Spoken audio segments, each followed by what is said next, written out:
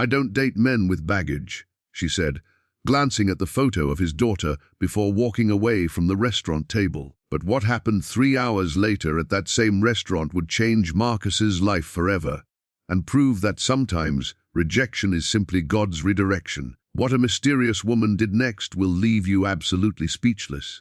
If you believe in second chances and Christmas miracles, hit that like button right now and subscribe to Eva Bell's Tales for more incredible stories that will touch your heart. Marcus Williams sat alone at the beautifully decorated table, watching the snow fall gently outside the window of Romano's Italian restaurant on Christmas Eve.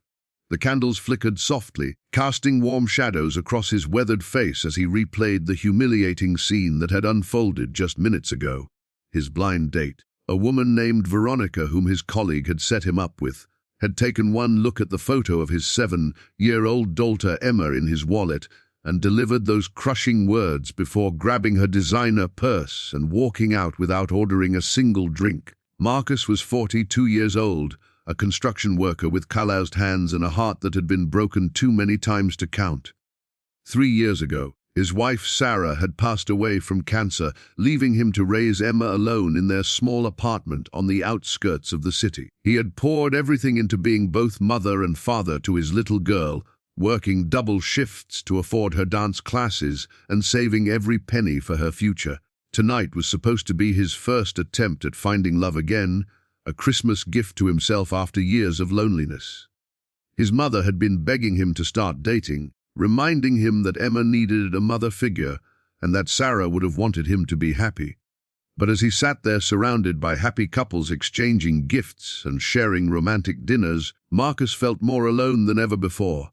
He pulled out his phone and stared at Emma's smiling face on his lock screen, her gap-toothed grin surrounded by the angel costume she wore for the school Christmas play that he had attended alone, sitting in the back row, filming every moment for his deceased wife in heaven.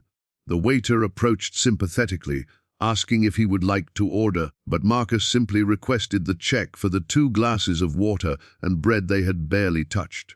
He felt foolish for believing that anyone would want a widowed construction worker with a child, a man whose hands were rough from labor and whose heart was heavy with grief. As he prepared to leave, he noticed a woman at the bar watching him intently, her eyes filled with something he could not quite identify. Was it pity, curiosity, or something else entirely? She was beautiful in an understated way, with kind brown eyes and auburn hair that fell softly around her shoulders. She wore a simple green dress, nothing flashy, and she held a glass of wine that she had barely sipped.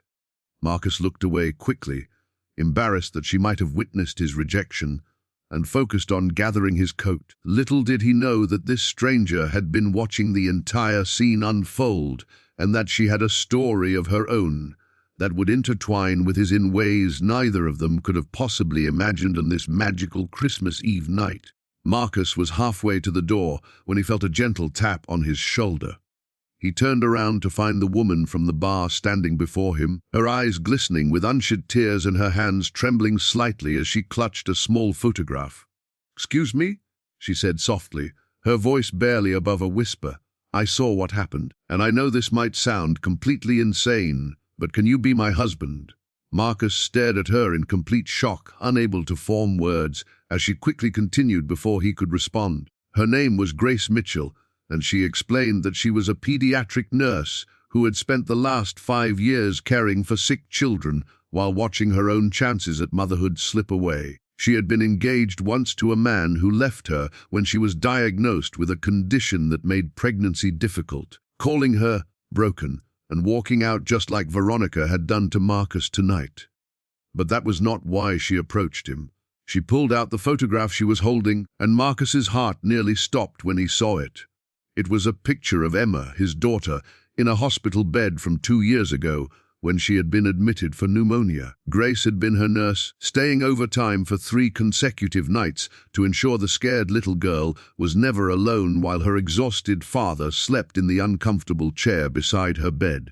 She had never forgotten that little angel who called her, "My pretty nurse lady," or the devoted father who cried when he thought no one was watching, praying over his daughter's sleeping form. Grace had recognized Marcus the moment he walked into the restaurant tonight, and watched as another woman rejected the most loving father she had ever witnessed in all her years of nursing. Something inside her broke when she saw the pain in his eyes, and before she knew what she was doing, she found herself walking toward him with words she never planned to speak. Marcus felt tears streaming down his face as he remembered those terrifying nights in the hospital, remembered the kind nurse who brought Emma stuffed animals and read her stories and told him everything would be all right.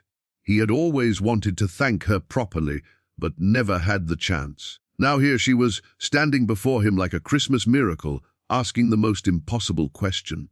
"I don't mean right now," Grace clarified, laughing nervously through her own tears. "I mean, would you give me a chance?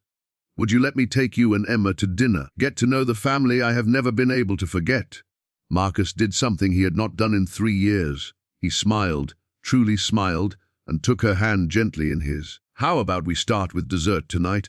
1 year later, on that same Christmas Eve, at that very same table in Romano's, Marcus got down on one knee and asked Grace to officially become his wife and Emma's mother.